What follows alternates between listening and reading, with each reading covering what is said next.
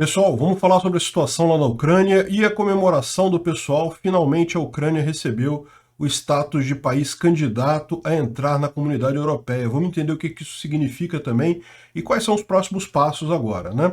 Essas notícias foram sugeridas por engenheiro Pablo, ANCAP UK e mais um monte de gente. Obrigado aí ao pessoal que sugeriu as notícias, obrigado a você que está assistindo o nosso vídeo. Se você gosta do nosso conteúdo, por favor, não esqueça de deixar o seu like e de se inscrever aqui no canal, né? Pois bem, vamos começar como a gente faz sempre, dando uma revisada aqui na linha de batalha, e temos mudanças significativas, mas antes da gente chegar nelas, vamos relembrar que novamente tivemos alguns bombardeios aqui na região norte, particularmente próximo a Sumi. Esses bombardeios têm acontecido com alguma frequência, mas eu já expliquei para vocês a ideia aqui, que é justamente os russos não querem deixar os soldados ucranianos, as forças armadas ucranianas, usarem toda a sua força no sul. Então elas ficam fingindo esses ataques lá. Não vai sair nada disso daí, mas os ucranianos assim são obrigados a manter uma parte das tropas armadas deles aqui no norte, né? A mesma coisa está acontecendo aqui com Belarus. A gente vai ver mais adiante que Belarus está fazendo exercícios militares agora. Começou dia 22 e vai até dia 1º de julho, exercícios militares bem aqui na fronteira com a Ucrânia, né? É uma coisa que dá um certo receio, mas segundo estão dizendo, não tem chance não. Eu não acredito mesmo que tenha condições de invadir a Ucrânia ou Belarus, né? O problema de Belarus é que é tão frágil o governo lá que está mais para as forças armadas se rebelarem contra o presidente lá, contra o Lukashenko, do que efetivamente obedecerem alguma ordem dele. Mas de qualquer forma, os exercícios estão fazendo aqui no norte de Kiev, né? Kharkiv não tivemos nenhuma diferença significativa, e aqui sim nós tivemos aqueles desdobramentos de ontem, com a região de Zolot e Irsk, né, foram abandonadas pelos ucranianos, e com isso também a gente ficou sabendo que hoje os ucranianos receberam a ordem de sair de Severodonetsk. Eles vão se reagrupar aqui em Lysychansk, mas não se sabe também por quanto tempo, ou seja, isso novamente vai ser mais um passo dessa retirada, seguindo aquele planejamento que os ucranianos tinham feito, né? O que o pessoal está colocando é isso: a Rússia ganhou algum território nessa história? Sim, ganhou a região aqui próxima a Zelot, Irsk, e vai ganhar Severodonetsk também nas próximas horas. Mas, de qualquer forma, quem ganhou essa batalha estrategicamente foram os ucranianos, porque atingiram todos os objetivos que tinham nessa batalha, que era justamente enfraquecer o exército russo, causar muitos danos e fazer com que eles demorem a conquistar cada cidade, né? Ainda devem se manter em Lysychansk por algum tempo, mas também já existe o planejamento deles saírem de Luhansk totalmente e fazerem nova linha de defesa em Sloviansk, Kramatorsk e Bakhmut, né? Ou seja, nessa região aqui vai ser estabelecida uma nova linha de defesa dos ucranianos, né? Então, esse processo não é um processo rápido, tem muita gente, muito equipamento nessa região, então vai levar um tempo até conseguirem evacuar todo esse pessoal que está aqui em Severodonetsk, mas você vê como a situação é muito diferente, por exemplo, de Mariupol, né? Em Mariupol, os ucranianos ficaram presos num bolsão, os russos conseguiram circular totalmente a cidade, fechar totalmente a cidade. Aqui a situação é bem diferente, está controlada. É lógico, se os ucranianos pudessem segurar Severodonetsk por mais tempo, seria melhor. Mas, de novo, o importante não é área. Os russos não têm como manter essas áreas todas. Por mais que eles conquistem território, isso é inútil do ponto de vista final, porque eles não têm como manter essa área. O importante da Ucrânia é justamente isso. Eles estão oferecendo resistência aos russos, estão causando muitos danos aos russos e deixando eles avançarem devagarzinho. Essa sempre foi a proposta, né? Os russos estão usando todas as forças nessa região, ou seja, muito em breve eles vão ter bem pouca capacidade de fazerem novos ataques. Em algum momento, muita gente imagina que no final de julho ou no final de agosto, a maré dessa guerra vai virar, ou seja, a Ucrânia, ao invés de ficar nessa defensiva causando danos aos inimigos, vai passar efetivamente ao contra-ataque, à contra-ofensiva, e vai começar a retomar áreas, né? Mas vamos ver como é que isso caminha. Tudo indica que esse bolsão aqui, Severodonetsk com certeza, Lysychansk um pouco mais adiante, deve ser abandonado também pelos ucranianos, né? A gente teve algumas boas notícias aqui no sul, em Zaporizhia. duas cidadezinhas aqui foram liberadas, Yerohivka e Novomayorsk, essas duas cidadezinhas aqui, elas foram liberadas pelos ucranianos, então isso significa que eles continuam avançando aqui em direção ao sul. Também tem avanços nessas outras regiões aqui, embora a gente não tenha informação direta, né? É a mesma situação aqui de Kherson, em que a gente sabe que estão havendo contraofensivas ucranianas, que eles estão avançando, mas exatamente onde está isso tem sido meio difícil de identificar nessa história toda, né? A gente não está recebendo muita informação sobre o posicionamento das tropas. Bom, tem algumas informações importantes do ponto de vista da frente de batalha. Finalmente, os HIMARS, os MLRS de médio para longo alcance americanos chegaram na frente de batalha. Isso daqui é um vídeo desse, supostamente, da primeira bateria de tiros contra alvos reais aqui na Ucrânia, né? Ou seja, não falaram aonde estão esses dispositivos, e lógico, é só um primeiro tiro, não quer dizer que vai fazer um efeito imediato na linha de frente, mas podem se preparar que isso daí vai ter algum efeito ao longo dos próximos dias, né?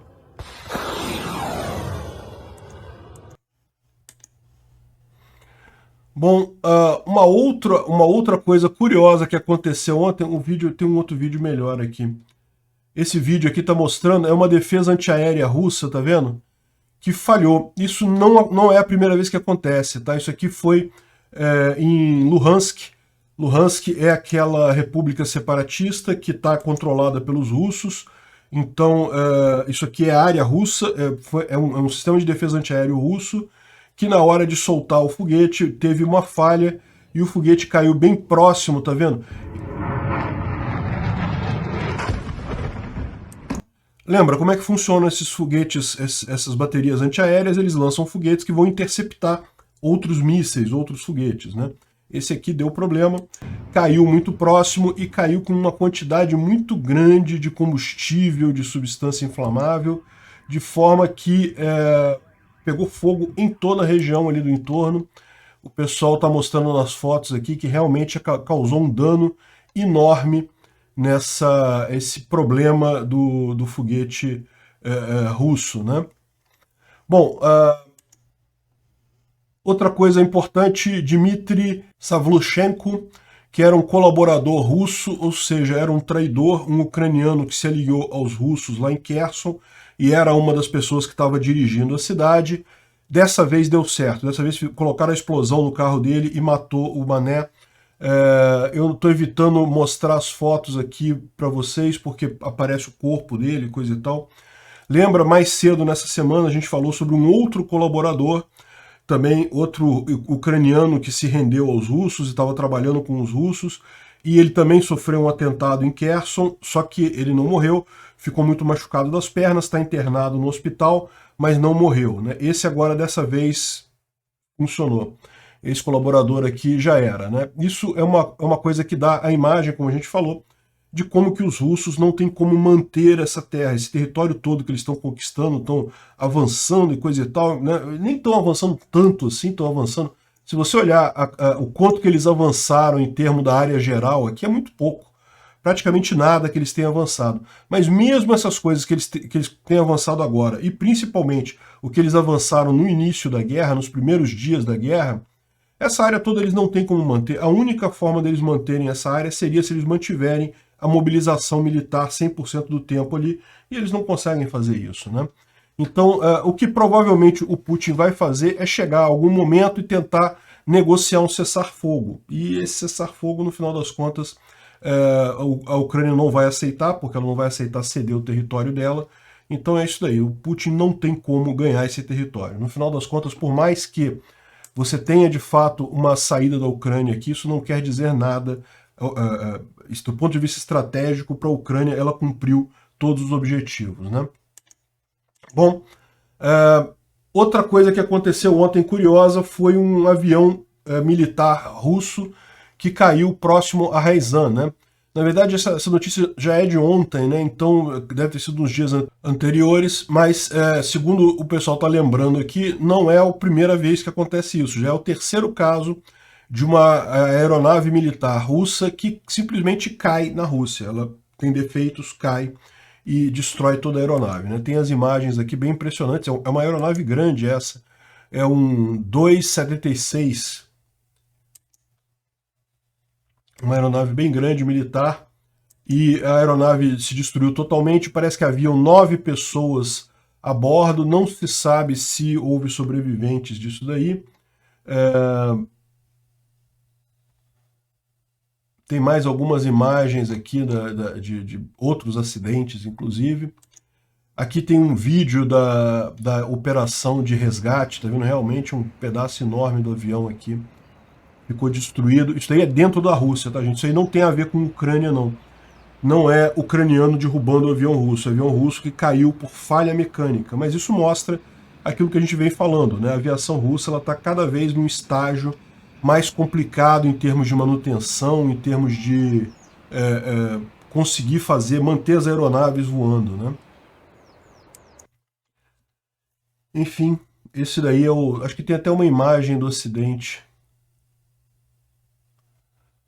É só a bola de fogo dele caindo lá. Bom, o Instituto para Estudo da Guerra, ele menciona algumas coisas aqui que são interessantes. Primeiro, a questão do exercício que está acontecendo lá em Belarus.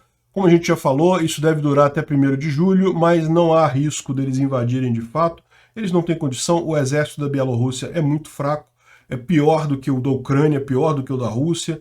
E o que acontece ali? Lukashenko não está tão firme assim no poder quanto ele gostaria, né? Você lembra, em 2020 teve várias manifestações contra Lukashenko, ele chegou a balançar no poder, mas daí os russos interviram, mantiveram ele no poder e coisa e tal, mas mesmo dentro das forças armadas, o cara não tem essa força toda. Se ele virar lá em cima e falar, olha só, vamos invadir a Ucrânia, tá arriscado o pessoal falar, quer saber do negócio? Vamos dar um golpe no Lukashenko e derrubar ele de uma vez, né? Enfim, os caras estão fazendo de fato exercícios, mas isso não carrega nenhum risco, né?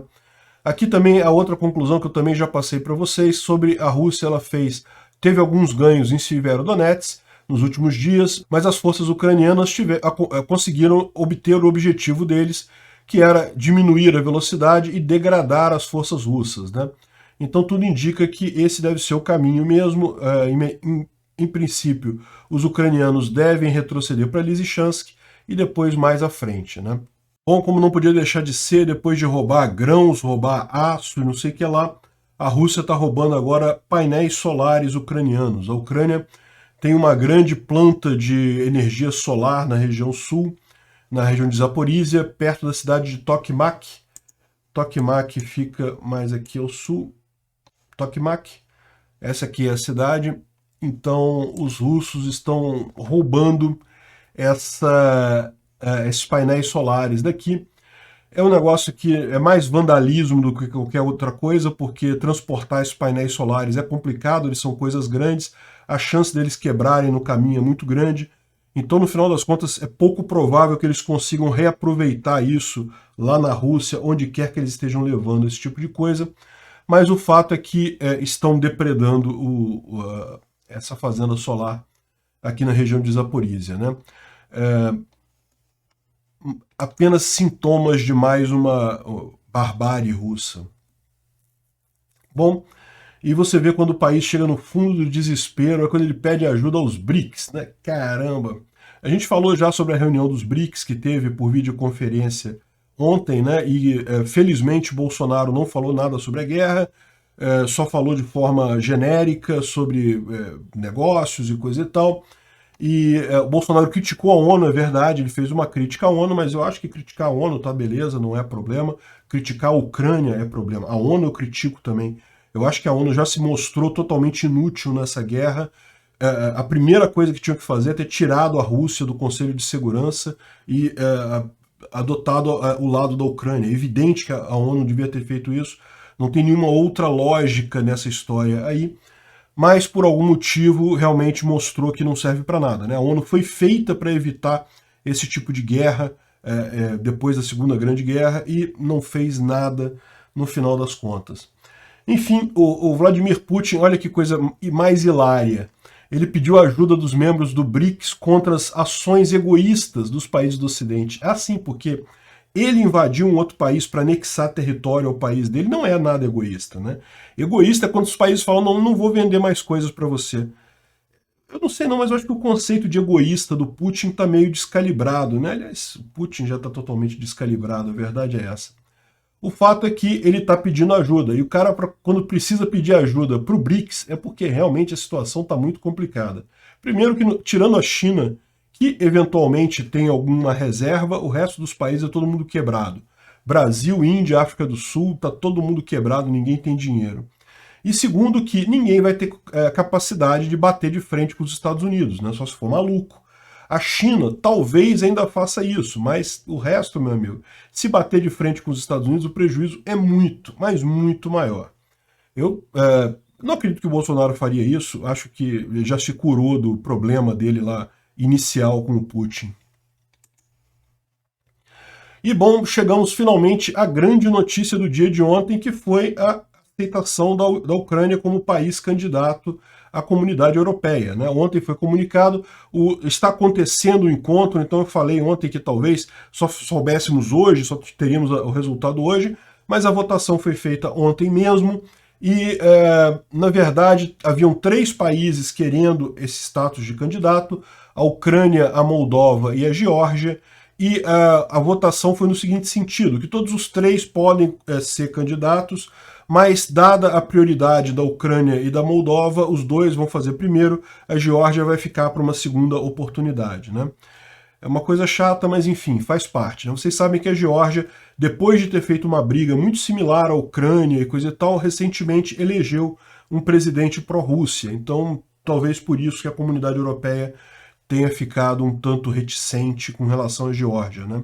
A Geórgia, o povo da Geórgia ainda quer entrar para a comunidade europeia, o governo ainda tem esse processo rolando, mas tendo um presidente que é meio pró-Rússia, realmente a coisa fica menos capacitada. Arrisca-se fazer o que aconteceu com a Ucrânia em 2014, né? A Ucrânia ela já estava nesse processo de virar cidade candidata e coisa e tal, quando o presidente na época, lá em 2013, recusou. Falou que não vai querer não, que ia fechar um outro acordo com a Rússia, não ia fechar acordo com a comunidade europeia, e isso foi o que depois deu estopim aos protestos da Praça Maidan e coisa e tal, né? Enfim, a boa notícia dessa vez é que aceitaram a Ucrânia e a Moldova, então ambas já são oficialmente países candidatos à comunidade europeia, já botaram mais um mastro com a bandeira da Ucrânia em frente ao parlamento da comunidade europeia. A votação foi muito folgada mesmo. Eu não vejo os números aqui na thread, mas acho que teve 40, porque a votação é pelos deputados, tá? O plenário da Assembleia, da Comunidade Europeia, que vota essa indicação, e parece que foi 300 e brau a 40, coisa assim, né? Enfim, uma excelente notícia para a Ucrânia, uma notícia muito esperada mesmo. Fizeram até uma brincadeirinha, estava circulando uma brincadeirinha ontem no Twitter de uma parte daquela comédia que o Volodymyr Zelensky fazia antes de se tornar presidente da Ucrânia. Vocês sabem, ele fazia um programa de comédia em que ele fazia o papel de presidente da Ucrânia, e aí neste momento ele está falando com a Angela Merkel, e a Angela Merkel fala que eles vão ser aceitos na comunidade europeia e coisa e tal, e ele todo feliz. Eu achei legal que eles botaram a fonte lá atrás, né? No momento que ela fala com ele, a fonte até... Hello, my congratulations. We decided to take your country to the European Union. Oh, fuck! Oh, I'm sorry. Oh, wow! Muito engraçado. Só que aí no final descobre que foi sem querer, que não é na Ucrânia, é Montenegro. Aí ele, não... Aí a fonte lá atrás também murcha toda e coisa e tal. Enfim, é brincadeira agora do pessoal com o Zelensky, né? Só felicidade lá na Ucrânia, muita gente comemorando. Mas bem, o que isso quer dizer, candidato, status de candidato? Afinal, o que significa isso? E quais são os próximos passos agora? Quando é que a Ucrânia vai virar um país membro da comunidade europeia? E bom, isso é uma pergunta difícil de responder, tá? Porque o processo de você virar mesmo membro envolve uma série de implementações em termos de legislação, de governança, de mudança da forma de funcionar do Estado, de garantias democráticas, enfim, tem uma série de itens que precisam ser colocadas em práticas e isso não é uma coisa fácil. Para você ter uma ideia, a Turquia ganhou o status de candidato em 1999 e ponto final. Ainda é um país candidato a entrar na Comunidade Europeia. Existem outros países também nessa situação. O próprio Montenegro, outros países ali dos Balcãs e coisa e tal, e todos eles estão nessa situação. Conseguiram o status de candidatos, mas não é fácil chegar disso até você ter a candidatura, ser um membro pleno, né? É lógico, tem a parte que é mais fácil, que é toda a parte de como é que você faz os acordos de tarifa, o seu parlamento tem que aceitar todas as regras da Comunidade Europeia sobre tarifas e coisa e tal, tem que estabelecer mecanismos de votação para os representantes do seu país no Parlamento Europeu, enfim, mas essa parte é a parte fácil, essa não é a parte difícil, isso é um monte de burocracia, mas é a parte fácil. Qual que é a parte difícil? A parte difícil é você ter controles contra a corrupção. A Ucrânia, por mais que esteja fazendo um esforço claro de melhorar nos últimos anos, ainda é um país que herda muita corrupção da época da Rússia, da época da União Soviética, então ainda tem muito esse problema, e essa thread aqui do Special Kherson Cat, ele fala bem sobre isso. Recentemente, o Zelensky, ele demitiu o chefe do SBU, que era um amigo de infância dele, uma pessoa que ele colocou ali para tentar resolver a questão do SBU, que eles sabem que tem muita corrupção ali. SBU é a KGB ucraniana, é o que sobrou do órgão de inteligência ucraniano, né?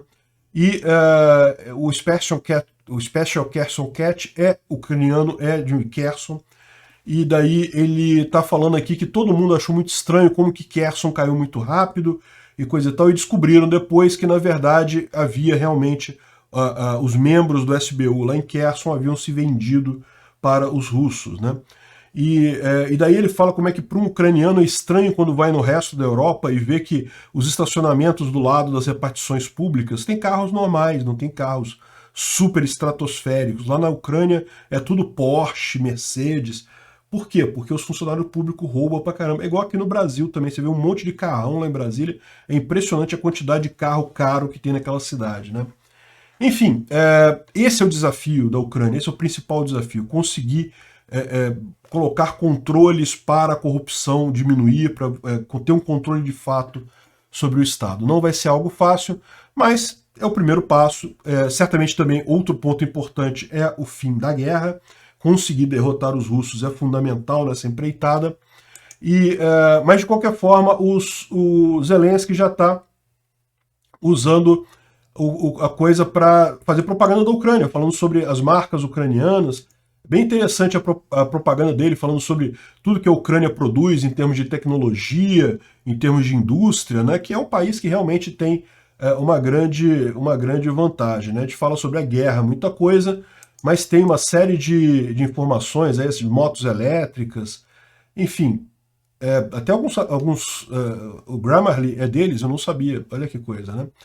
Enfim, tem realmente bastante coisa aqui em termos de marcas ucranianas, de coisas que a Ucrânia produz, estão aproveitando esse hype todo da comunidade europeia para também tentar fazer mais negócios, né?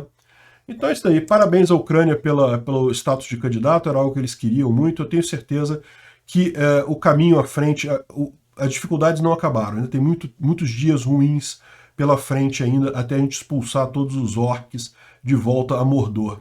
Mas não tenha dúvida, a Ucrânia vai conseguir e a gente vai livrar o mundo dessa praga.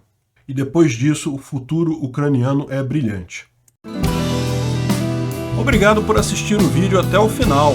Além de curtir, compartilhar e se inscrever no canal, considere se tornar patrocinador com valores a partir de R$ 1,99. Clique no botão Seja Membro abaixo para saber as condições e vantagens de patrocinar o canal. Mais informações sobre o nosso projeto, visite nossos sites indicados na tela.